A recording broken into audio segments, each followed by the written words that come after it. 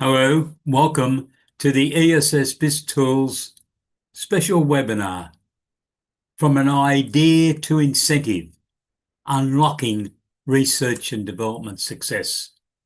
I'm Peter Towers, founder and managing director of ESS BizTools. I hope you're having a wonderful day.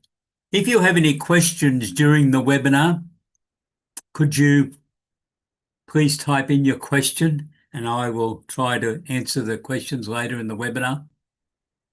If you are watching this webinar at a time more convenient for yourself and you have a question about any aspect of research and development or the services that ESS BizTools can provide to you, please send me an email, peter@essbiztools.com.au. If you are watching this webinar on a live stream and you have questions, can you also send me an email, please, peter@essbiztools.com.au. Okay, let's now get on with the overall process. From an idea to incentive, unlocking R&D success. Research and development is a significant differentiation within the range of services offered to accounting and bookkeeping firms by ESS BizTools. As far as I know, we're the only supplier of advisory services to accountants and bookkeepers in Australia that has a special product package relating to research and development. And we have that because research and development is very important to SMEs. Thousands of SMEs start and innovate on innovative activities each year. Many of them don't understand the process and they have trouble getting professional advice because when they approach accountants, unfortunately, quite a number of accountants say, well, we can't offer that service. We're not interested. We're not engineers or we're not scientists. I'm going to show you today why you don't have to be an engineer or a scientist to assist your clients on this journey, because this can really be the innovation journey. R&D can open up a whole range of opportunities for your client, obviously, but also for you and your accounting team, your talent, because they will be undertaking interesting and challenging work. So the differentiation, ESS BizTools has definitely got it amongst the people who are supplying resources to assist accountants to deliver advisory services. But it also will definitely differentiate your firm if you become a strong supporter of the concept of supporting businesses on research and development. Most SMEs have a preference for having advice given to them by accountants normally used to supplying services to SMEs. But unfortunately, a lot of SMEs end up having to go and talk to big 4 firms and top 100 firms. They feel a wee bit intimidated and not comfortable. This is where there's a great opportunity for the accountants servicing the SME market to be able to offer these services. Many accountants are not geared up to supply research and development advice. I think they need a package like ESS BizTools has produced, and that's why I'm looking forward to going through this with you today. There's a significant marketing opportunity for accountants looking to diversify activities. Thousands of SMEs, according to AusIndustry, each year start working on the research and development concept. So where does it all start? Well, it starts with an idea. It might be an apprentice on a workshop floor, thinks of an idea and goes and talks to the foreman, and the foreman then takes it to the manager, and an activity could be ready to commence. You do not need approval from any government authority to start the process, and we'll talk more about that in a moment. But it's what happens to that idea that's important. in this overall process. So let's just go through where all this starts and what it leads to. First of all, to claim the research and development tax incentive, the business that undertakes the research and development activities has to be a company. Now, it can be a private company, an unlisted public company. That doesn't matter, but it has to be a company. So if you have a client comes in to see you and you know that he's a partner in a partnership and that's it, there's no company, very early in the piece you will need to be able to communicate with him that he's going to have a company. Now, that's not the end of the world. That's the start of the whole process, of course. But he needs to have the company operating because the company must be the entity that's incurring the expenses.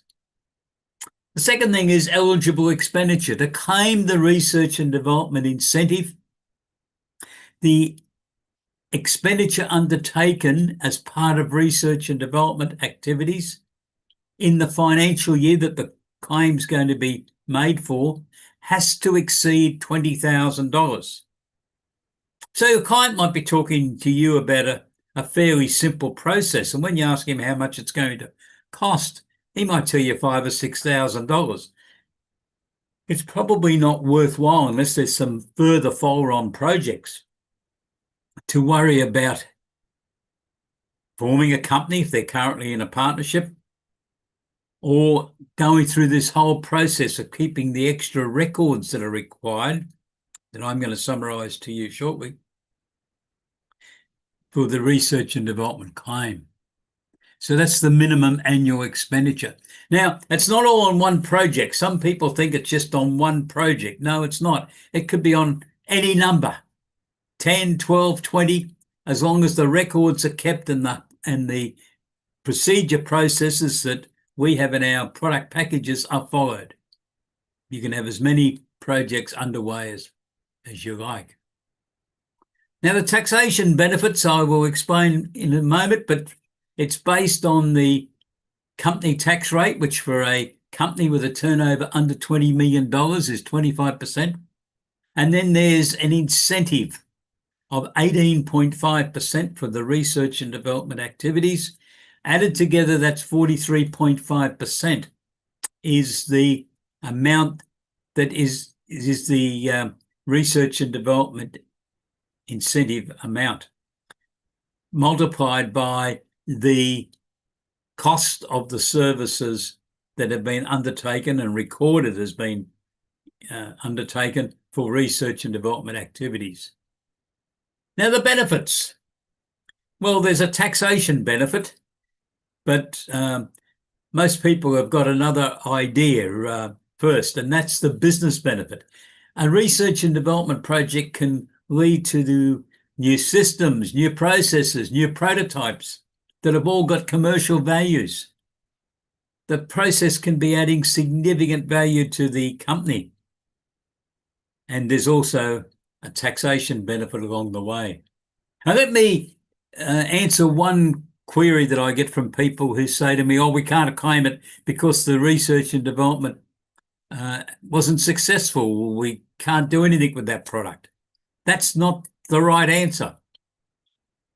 As long as you follow the processes which we've summarised as they are outlined in the Taxation Act, which is where all the research and development legislation is based, as long as the process is followed and the records are kept,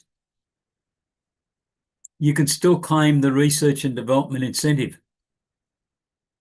You don't have to achieve success, whatever you might define the success as. So the research and development tax incentive is 43.5% of eligible research and development expenditure for companies with turnovers under $20 million. It varies for companies with turnovers over $20 million, which is all summarised within our system, but I haven't particularly commented on that in the notes for this presentation. One of the benefits, though, for companies with turnovers under $20 million, that doesn't apply to any other turnover level above 20 million, and that is if the company is trading at a loss. When the tax return is being lodged, there's a special box in the tax return that says, as you've been undertaking research and development, do you want to claim the cash equivalent of the calculated research and development incentive? So that's the 43.5% of the expenditure. If the expenditure is $100,000, that's obviously $43,500. You can tick the box in the tax return, and within 30 days of the lodgement of the tax return, so long as you've supplied all the information, the tax office will make a direct deposit into the company's bank account of the $43,500.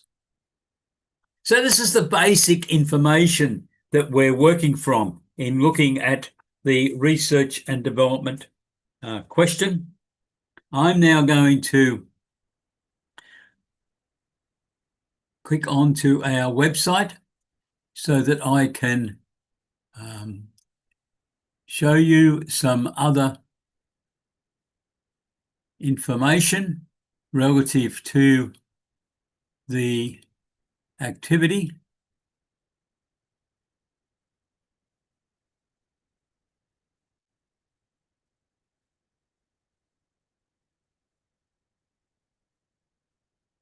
And I seem to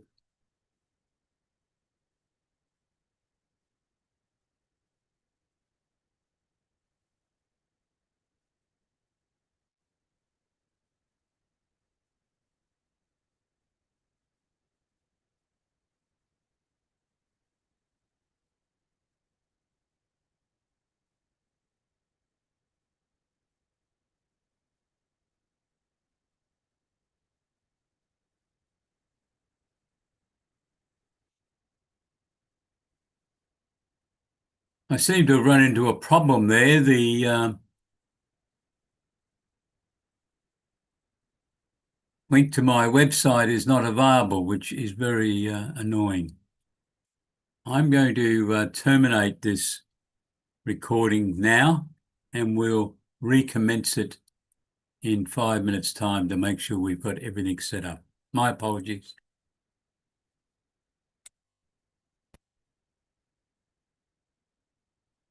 I'll get back to you shortly.